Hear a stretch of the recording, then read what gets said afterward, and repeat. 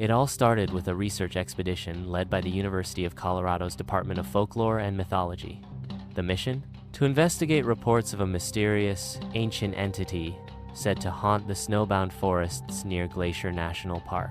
Locals had called it the Wendigo, a spirit of hunger, madness, and possession. The team, consisting of 5 young scholars, Diya, Rahul, Viv, Rubina, and Ishan, arrived in the quiet town of White Creek, Montana, as winter storms loomed over the northern wilderness. There they met Jack Martin, a rugged local guide with deep-set eyes, and the kind of silence that comes from having seen too much. "I'm telling you now," Jack warned, as they stood outside a small ranger station on the edge of the woods.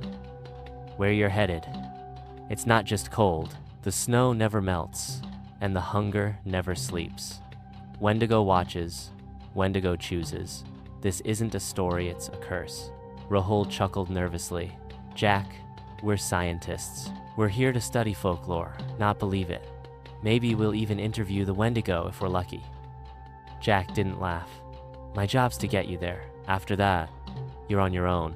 And so they ventured deep into the forest, Jack leading the way until they reached the mouth of a dark, snow-covered caves opening hidden behind jagged rocks, and pine trees bowed under the weight of ice. "All your stories start here," Jack muttered, pointing to a wall where ancient carvings showed deer-headed humanoid creatures with claws and fangs.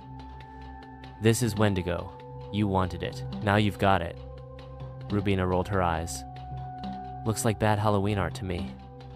"There's something written," Viv said, squinting at tribal script, etched into the stone. "It says," Jack translated, "the hunger begins within and consumes all without." Diya looked around. "Storm's rolling in. Let's get inside." Jack took a step back. "This is where I leave you. I didn't survive this long by following people into haunted caves." With that, Jack disappeared into the blizzard. The 5 entered the cave, seeking shelter from the howling storm. They laughed off the carvings and ancient warnings as they set up camp inside. With 3 days' worth of food and gear, they expected the storm to pass soon. But it didn't. 3 days passed, then 4, then 5. The snow outside was relentless. Their supplies were gone. Cold crept into their bones. And then came the hunger gnawing, primal, and silent. "We're gonna be okay," Rahul said, though his voice trembled. "We just have to stay calm. We're together." But their eyes said otherwise. Diya sat curled up, face pale, staring into nothing. Rubina cried in silence. Viv shook with fever. And Ishanonse, the loudest of them, barely spoke. One night, Ishan stood up without a word and walked toward the cave's exit. "Where are you going?" Diya asked, alarmed. "You can't go out there. You'll die," Rahul shouted. But Ishan didn't stop. He vanished into the storm. Hours passed. Ishan stumbled across a snow-covered clearing. Something dark lay ahead. A fallen deer, maybe. He approached, starving, trembling, ready to tear off a piece to survive. Then the body moved. Its neck twisted unnaturally. Its eyes blazed red. Its form began to risen out as a deer, but as something much worse. A skeletal monster with antlers, claws, and a human torso.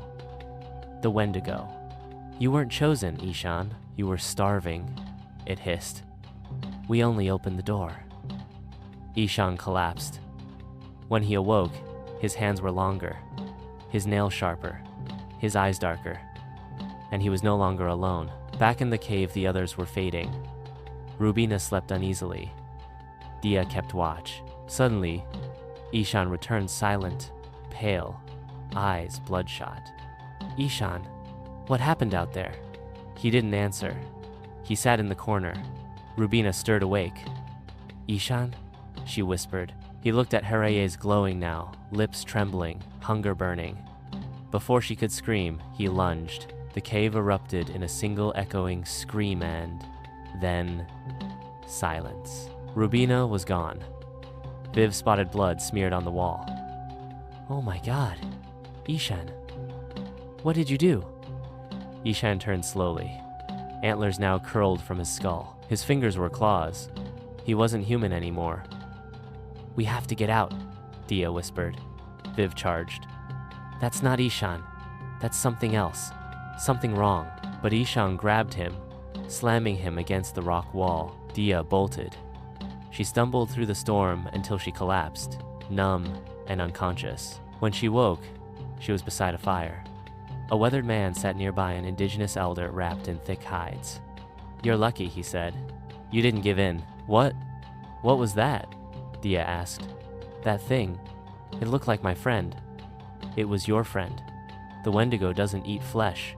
It eats spirit. It waits for the broken ones, the hungry ones." Ishan was starving inside. That's why it chose him. "Is he still alive?" The man shook his head. "Wendigo never dies. It moves from body to the next. Wherever hunger exists, it finds a home." Diya survived. Because she resisted. Because she didn't break. Ishan? He's still out there. Maybe in the forests of Montana. Maybe somewhere else. Because the Wendigo isn't just a myth. It's a warning. And it's always hungry.